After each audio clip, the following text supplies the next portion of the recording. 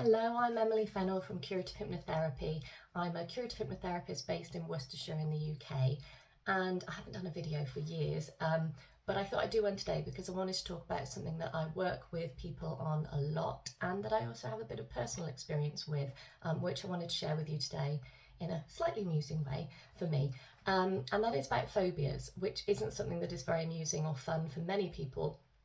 But I want to talk to you as well today about how there really can be help for resolving phobias, not simply having to avoid things, but really resolving it fully. As I said, it's something that I work with a lot.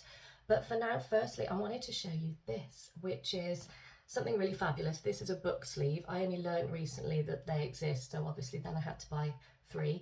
And in it, don't worry, I'm not going to pull out anything really terrifying. This is a book. And it's a book that I'm reading for my book club at the moment. I've got quite a way to go here. And it's Maggie O'Farrell's The Marriage Portrait. I think it's quite good. I'm not that far in. But anyway, you might notice that it looks a little bit like perhaps the publishers ran out of budget. It's sort of held together a bit with some sellotape and it's just got a pretty basic cardboard cover on. Very, very strange. But no, the publishers didn't run out of budget. It has got a really beautiful cover under here. But I actually did this myself. I covered it myself with a bit of thin cardboard and sellotape. And I did that because Maggie O'Farrell, or the book designer, whoever, has painted a really beautiful cover, illustrated it with snakes. And I don't like them. I know they're pictures and they're really beautiful pictures and it's fine. It sat on my bookshelf for ages before I started to read it and I hadn't noticed. The minute it was pointed out to me, no, just can't do it.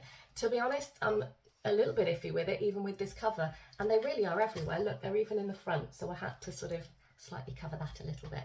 But anyway, so that's me. I thought it's slightly funny, isn't it? Sort of, I think it's amusing for people when I pull this out in coffee shops or in the library. I wonder what on earth they think I might be reading. But anyway, so that's me. But my point is that when it comes to my fear and phobia of snakes, it's kind of okay. It doesn't bother me. I don't live in Australia. I don't have much to do with snakes. I can cover my book in cardboard and deal with it. And I don't have to go into the reptile house at the zoo. And the other thing, I'll have to close my eyes at the beginning credits of Blackadder because there's a snake on that. But generally it is fine. But I often think about it and I often share this with people when working with anyone with phobias because I really, really get it. I mean, consciously, rationally, I know these are just pictures. It can't hurt me, but subconsciously, even just seeing that picture when I first noticed it, it really just sort of flooded me with fear. And I think if we're talking about a phobia of something that is less avoidable or something that impacts more on your day-to-day life, then that's less funny, less amusing. So the sort of things that really impact on people, say a phobia of spiders or birds, pretty unavoidable. Water, a really surprisingly common one actually is a fear of being sick, something that I work with quite a lot. Phobia of certain foods or needles or doctors, closed spaces, water, dogs, I think I said that. But yeah, basically many people have phobias, I think, and maybe some people like me are absolutely fine with it. It's avoidable, it's just a thing. But the point also, maybe why it doesn't bother me is because I know that if I did want to resolve it, then I could, because I would have curative hypnotherapy.